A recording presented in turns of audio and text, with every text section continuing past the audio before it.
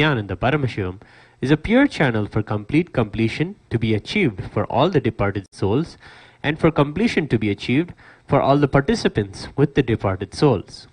Yes, I authentically cognize, which is internally process, understand and declare the truth that during the Maheshwara Puja, all the monastic members of the Nithyananda order become a pure channel for complete completion to be achieved for all the departed souls and for completion to be achieved for all the participants with the departed souls. Yes, I authentically cognize, which is internally process, understand and declare the truth that offering the Maheshwara Puja will bestow complete completion for all the departed souls whose photo or horoscope is mentioned here, and completion will be bestowed on all the Maheshwara Puja participants with the departed souls for whom they are offering Maheshwara Puja here today. Yes. We will now begin the rituals for the Maheshwara Puja. Nithyanandam Paramasukhadam Kevalam Jnanamurtim Dvandvatitam Gagana Sadrusham Tattvamasyadilaksham Ekam Nityam Vimalamachalam Sarvadhi Sakshibhutam Bhavatitam Trigunarahitam Sadgurum Tam Namami.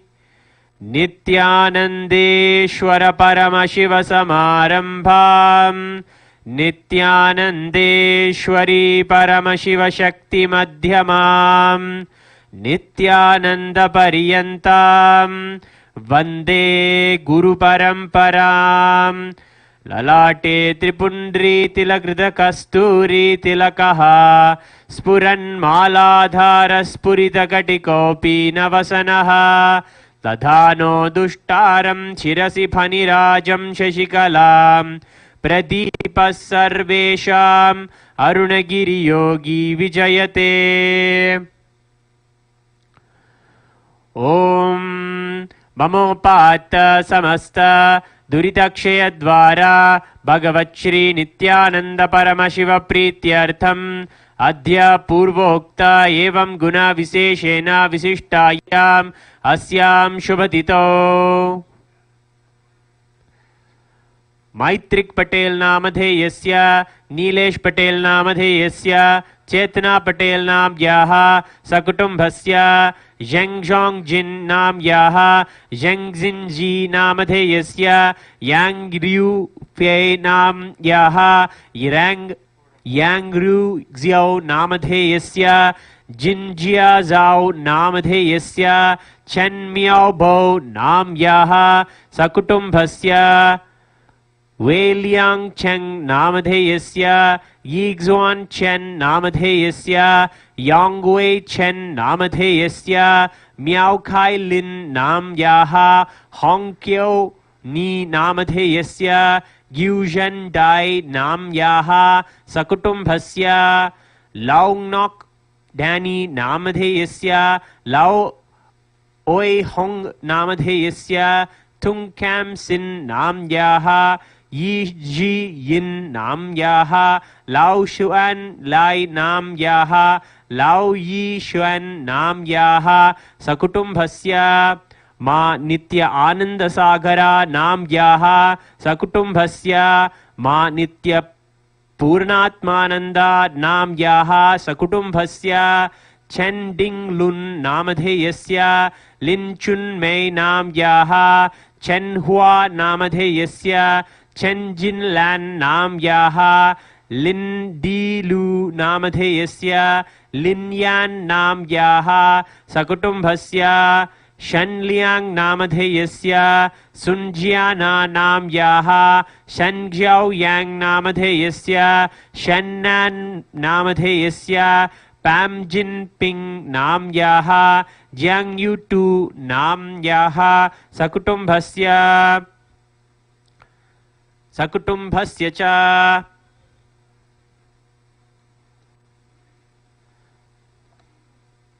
Brahmakapala Vishnupada कालभैरववपुस्वरूप Shri कैलासोन्नत द्वादशान्त श्यामलापीठारूढ Shri Meenakshi सुन्दरेश्वराभिन्न स्वरूप परशिवपुत्र रत्नकुमार गुरुमन्यतुल्यावतार श्री पार्वती स्तन्यपानलब्ध दिव्यज्ञान विश्रुत सकल निगमागम सारभूत द्राविड वेद प्रवक्त्रे श्रीमत्परमशिव करुणा समिधिगत मुक्तामय चतुरश्रयान गीयमान छत्र चामर श्रीचिह्न काहलादि समस्त बिरडावल्यलंकृत ज्ञान विज्ञान चक्रवर्ती सर्वजन संघ सद्यो निर्वाण दीक्षा व्ययापवर्ग वर्ष विश्रान जीमूत परमत गलभ केसरी शैव सिद्धांत स्थापनाचार्य श्री राजाधिराज पांड्य महाराज गुरु शपन शाख्यादि महांधकार निवारण ज्ञान भानु वीक्षणा नरहार ध्वदोच्छेदन पूर्वक श्रीमद् वृषभध्वज स्थापक शैव समय कर्तृ सर्वज्ञ पीठारूढ़ श्री जगद्गुरु श्री ज्ञान संबंध देशिक स्वामी वागीश सुंदर माणिक्य वाचक स्वामिनाम अवतार भूत श्री ज्ञान संबंध स्वामी पुनरुद्धृत श्यामला पीठ सर्वज्ञ पीठ तृणवत्युत्तर द्विशततम गुरु महासन्निधान अरुणगिरि योगीश्वर परंपरागत अरुणाचल सर्वज्ञ पीठ गुरु महासन्निधान कैलास परंपरागत कांची कैलास सर्वज्ञ पीठ त्रयस्त्रिंशदुत्तर द्विशततम गुरु महासन्निधान नित्योत्सव नित्य मंगल नित्य कल्याण नित्य रजित कैलास परंपरागत आदि कैलास नित्यानंद पीठ महासंस्थान महासिंहासन पीठ कर्त्रे साक्षात् श्री परमशिव समुद्भूत कैलास परंपरागत वैवस्वतमनु इक्ष्वाकु हरिश्चंद्र भगीरथ श्रीरामचंद्र शूरसेन इत्याद्यनवच्छिन्न सार्वभौम चक्रवर्ती परंपरागत चतुष्षष्टि योगिनी मंडित चतुष्षष्टि संप्रदाय प्रवर्तक मनुधर्म शासन सूर्यवंश प्राप्त सर्वज्ञ पीठ सुरांगी साम्राज्य मूर्धाभिषिक्त चूड़ामणे साक्षात् श्री परमशिव समुद्भूत श्री कपिल महागुरु पुनरुद्धृत महानिर्वाणी पीठ अष्टोत्तर सहस्र श्री महामंडलेश्वर साक्षात् श्री परमशिव समुद्भूत श्री महागणपति समारंभ अनवच्छिन्न पीठाधीश्वर गुरु परंपरा प्राप्त अटल पीठ अष्टोत्तर सहस्रतम अष्टोत्तर सहस्र श्री अटल पीठाधीश्वर धर्म मुक्ति स्वर्गपुर स्वर्ण पीठ त्रयोविंश गुरु महासन्निधान कैलास परंपरागत आदिपीठ सर्वज्ञ पीठ जगद्गुरु श्री कैलास पुनरुद्धारक श्री कैलास परमाचार्य श्रीमत् परमहंस परिव्राजकाचार्य स्वरूप श्रोत्रिय ब्रह्मनिष्ठा श्रीमज्जगद्गुरु श्रीलश्री भगवत् श्री नित्यानंद परमशिव श्री ज्ञान संबंध देशिक परमाचार्य स्वामिनां प्रीत्यर्थम पूर्वोक्तानां सर्वेषां जीवन मुक्ति प्राप्त्यर्थम एतेषां दिवंगतु गत बंधुमित्र वर्गानां विदेह मुक्ति प्राप्त्यर्थम च परमशिव स्वरूप भगवत् श्री नित्यानंद परमशिव मुखेन महेश्वर पूजाक्य कर्म करिष्ये. We will now chant the 15th chapter of the Srimad Bhagavad Gita. पार्थाय प्रतिबोधितां भगवता नारायणेन स्वयं व्यासेन ग्रथितां पुराणमुनिनां मध्ये महाभारतम् अद्वैतामृतवर्षिणीं भगवतीम् अष्टादशाध्यायिनीम् अम्भ त्वामनुसन्दधामि भगवद्गीते भवद्वेषिणीम्. अथ पुरुषोत्तमयोगो नाम पंचदशोऽध्यायः. श्रीभगवानुवाच ऊर्ध्वमूलमधः शाखम् Ashwatham prahuravyayam Chandamsi yasya parnani Yastam veda sa vedavit. Shri Bhagavan says, the imperishable banyan tree of life, symbolized by the Ashwatha, has its roots above with the leaves and branches spreading below the earth. Leaves are said to be the Vedic hymns. One who knows this eternal tree becomes the knower of the Vedas. Adhaschordvam prakrutastasya shakha guna pravriddha vrishayah pravalaha adhascha moolan anusantatani karmanubandhini manushya loke. The branches of this tree extend below and above the earth, nourished by the tree human attributes guna. Its buds are the sense objects. This tree also has roots going down, and these are bound by the resultant actions of humans. Narupamasye nathathopalabhyate nanto na chadir na cha sampratishtha ashvathamenam suvirudha moolam ashanga shastrena dridena chitva. The real form of this tree cannot be perceived. No one can understand where it ends, where it begins, or where its foundation is. But with determination one must cut down this strongly rooted tree with the weapon of detachment. Tatah padam tat parimargitavyam yasmin gatana nivartanti bhuyaha tameva chadyam purusham prapadye yata pravritti prashritat purani. One must then seek that place from which, having gone, one never returns, and surrender to the Supreme Being from whom all activities started from the ancient times. Nirmana moha jita sanga dosha adhyatma nitya vinivritta kamaha dvandvair vimukta sukha dukha sangyer gacchantya moodav padhamavyayam tat. Those who are free from pride, delusion and attachment, those who dwell in the self, who are done with lust, who are free from dualities of joy and sorrow, not confused, and those who know how to surrender to the Supreme Person, attain the eternal consciousness. Natad bhasayate suryo na shashanko na pavakaha yad gatva na nivartante tadhama paramam mama. That supreme space of eternal consciousness, my consciousness, is not illuminated by the sun, nor the moon, nor by fire. Those who enter that space never return to this material world. Mame vamso jiva loke jiva bhutas sanatanaha manasyazdhani indriyani prakritisthani karshati. The living entities in this conditioned material world are a portion of my eternal self. In this conditioned material world, they are attracted by the six senses, which include mind dwelling in Prakriti, the active energy principle. Shariram yadavapnoti yacchatyukramati ishvaraha grihitvaitani samyati vayurgandhani vashayat. The spirit in the mind body living in this material world moves from one body to another, carrying these just as air carries aroma. Strotram chakshus sparshanam cha rasanam granameva cha adhishtaya manaschayam vishayanupasevate.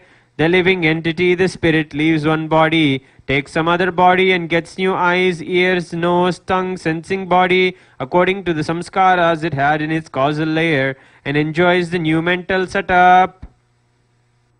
Ukramantam sthitam vapi bhunjanam vagunanvitam vimudhananupashyanti pashyanti jnana chakshusha. Fools in ignorance do not perceive the spirit being united with the gunas. As it enters, enjoys and leaves the body, the one whose inner eye is open clearly perceives everything. Yatanto yoginas chainam paschantyatmanyavastitam yatanto prakritatmano nainam paschancha chetasaha.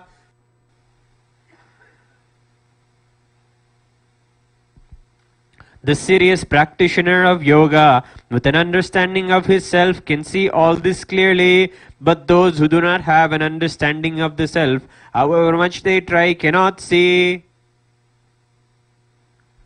Yadadityagadam tejo jagadbhasayate khilam yachandramasi yachagno tattejo vidhi mamakam.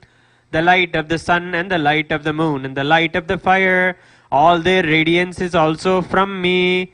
Gama vishyacha bhutani dharayamyaham pushnami choschadhi sarva somo bhutva rasatmakaha. Entering into earth, I support all beings with my energy. Becoming the watery moon, I nourish all plant life. Aham vaishwanaro bhutva praninam dehamashritah pranapana samayuktaha pachanyannam chaturvidam. I am the fire of digestion in every living body. I am the breath of life exhaled and inhaled, with which I digest the fourfold food. Sarvasya chaham hridi sannivishto matta smritirjnanam apohanam cha vedescha sarverahameva vedyo vedanta kritveda videva chaham. I am seated in everyone's heart, and from me came memory, knowledge and their loss. I am known by the Vedas indeed. I am the creator of Vedanta, and I am the knower of Vedas. Dvavimo purusho loke Charascha eva cha Ksharas sarvani bhutani Kutastokshara uchyate. There are two things, the perishable and the imperishable in this world. There are the living beings who are perishable, while there is the unchangeable, the imperishable. Uttamah purushastvanyaha paramatmetyudakritaha yo lokatrayamavishya bibhartyavyaya ishwaraha. Besides these two, there is the Supreme Purusha, the Lord Himself, who pervades and sustains these three worlds. Yasmaksharamati toham aksharatapi chottamaha atosmi loke vedecha pratita purushottamaha. As I am transcendental, beyond both the perishable and imperishable and the best, I am declared both in the world and in the Vedas as the Supreme Person, Purushottama. Yoma me mamasam mudho janati purushottamam sa sarvabhid bhajati mam sarvabhavena bharata. Whoever knows me as the Supreme without a doubt is to be understood as the knower of everything, and he worships me with all his being. O son of Bharata! Iti gukyatamam shastram idam muktam maya nagha etad buddhva buddhiman syad kritagrityascha Bharata. This is the most profound teaching taught by me, O sinless one. Whoever knows this will become wise, and his actions will bear fruit. Iti Srimad Bhagavad Gitasu Upanishadsu Brahma Vidyayam Yoga Shastre Shri Krishna Arjuna Samvade Purushottama Yogo Nama Panchadashodhyayaha. In the Upanishad of Srimad Bhagavad Gita, the scripture of yoga dealing with Brahma Vidya, Yoga Shastra, the science of Brahman, the Supreme Absolute, in the form of Krishna Arjuna Samvada, the dialogue between Shri Krishna and Arjuna. This is the 15th chapter named Purushottama Yoga, the yoga of the Supreme Being. Vasudev Vasutam Devam Kamsacha Nuramardanam Devaki Paramanandam Krishnam Vande Jagadgurum. We will now continue with the Manasa Puja. Please sit straight with your hands in the Kurma Mudra.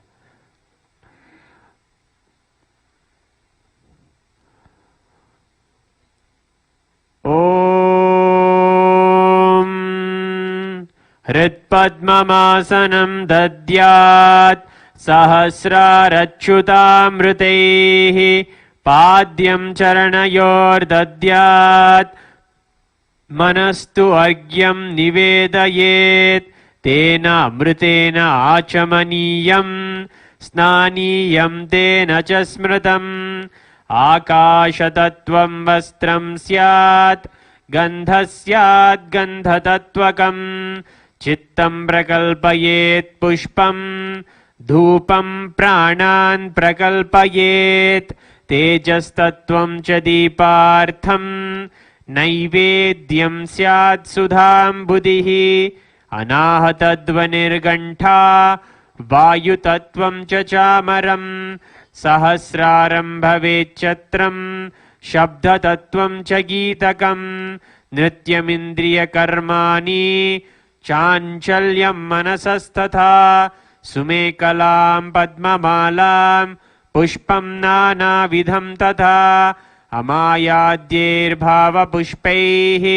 अर्चयेद्भावगोचरम् अमायम् अनहङ्कारम् अरागम् अमधं तथा अमोहगम् अदम्बं च अद्वेष अक्षोभकौ तथा अमात्सर्यम् अलोभं च दशपुष्पं विदुर्बुधाः अहिंसा परमं पुष्पं पुष्पमिन्द्रियनिग्रहः दया पुष्पं क्षमा पुष्पं ज्ञानपुष्पं च पञ्चमम् इति पञ्चदशैर्भावपुष्पैः सम्पूजयेत् भगवन्तं Shri Nityananda Paramashivam.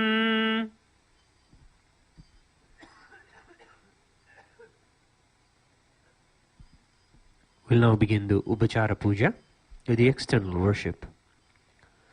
Om Hrim Etat Padyam Sarvadeva Devi Swarupaya Bhagavate Shri Nithyananda Paramashivaya Namaha. Om Hrim Esha Argyaha Sarvadeva Devi Swarupaya Bhagavate Shri Nithyananda Paramashivaya Namaha. Om Hrim Idam Achamaniyam Sarvadeva Devi Swarupaya Bhagavate Shri Nithyananda Paramashivaya Namaha. Om Hrim Idam Snaniyam Sarvadeva Devi Swarupaya Bhagavate Shri Nithyananda Paramashivaya Namaha.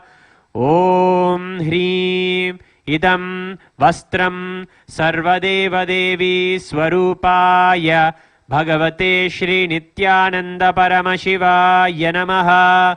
Om Hrim Eshad Gandaha Sarvadeva Devi Swarupaya Bhagavate Shri Nithyananda Paramashivaya Namaha. Om Hrim Idam Sachandana Pushpam Sarvadeva Devi Swarupaya Bhagavate Shri Nithyananda Paramashivaya Namaha. Om Hrim Idam Sachandana Bilva Patram Sarvadeva Devi Swarupaya Bhagavate Shri Nithyananda Paramashivaya Namaha. Om Hrim Eshadhupaha Sarvadeva Devi Swarupaya Bhagavate Shri Nithyananda Paramashivaya Namaha. Om Hrim Eshaddeepaha Sarvadeva Devi Swarupaya Bhagavate Shri Nithyananda Paramashivaya Namaha. Om Hrim Idam Sopakarna Naivedyam Sarvadeva Devi Swarupaya Bhagavate Shri Nithyananda Paramashivaya Namaha. Om Hrim Idam Panarthodakam Sarvadeva Devi Swarupaya Bhagavate Shri Nithyananda Paramashivaya Namaha. Om Hrim Idam Punarachamaniyam Sarvadeva Devi Swarupaya भगवते श्री नित्यानंद परमशिवाय नमः।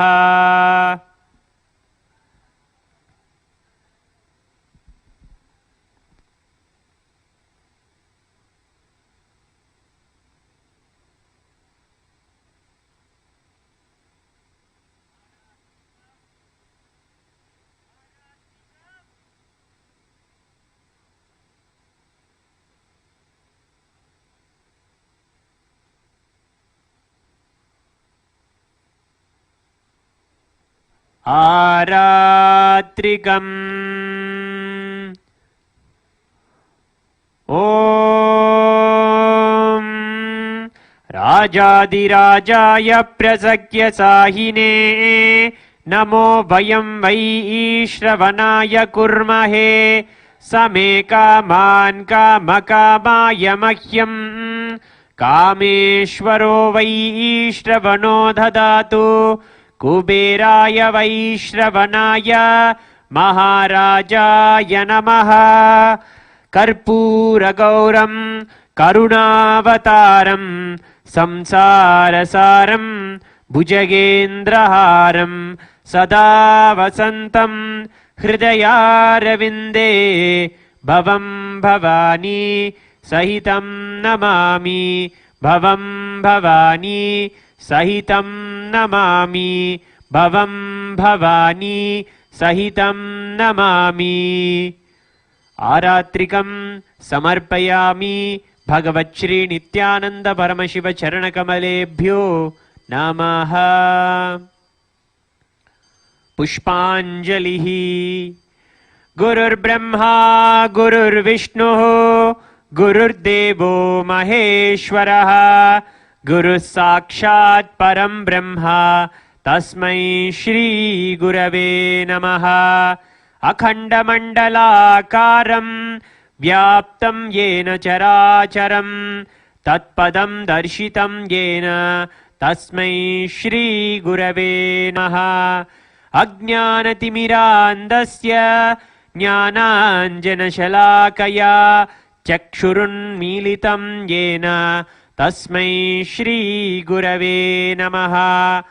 अनेकजन्म सम्प्राप्त कर्मबन्धविदाहिने आत्मज्ञानप्रधानेन तस्मै श्री गुरवे नमः।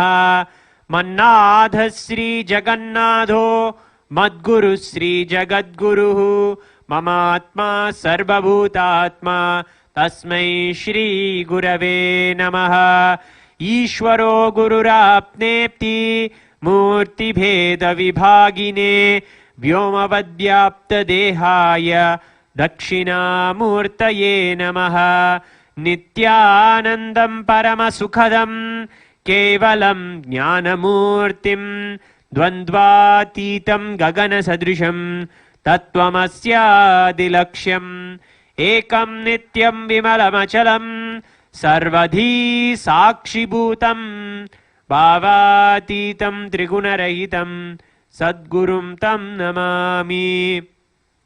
पुष्पाञ्जलिं समर्पयामि भगवच्छ्री नित्यानंद परमशिव चरणकमलेभ्यो नमः।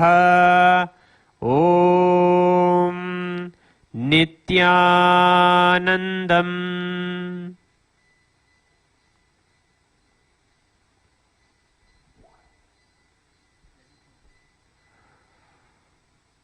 All the sannyasis of the Nityananda order are requested to partake the Pinda Prasadam. Thank you, Nityanandam.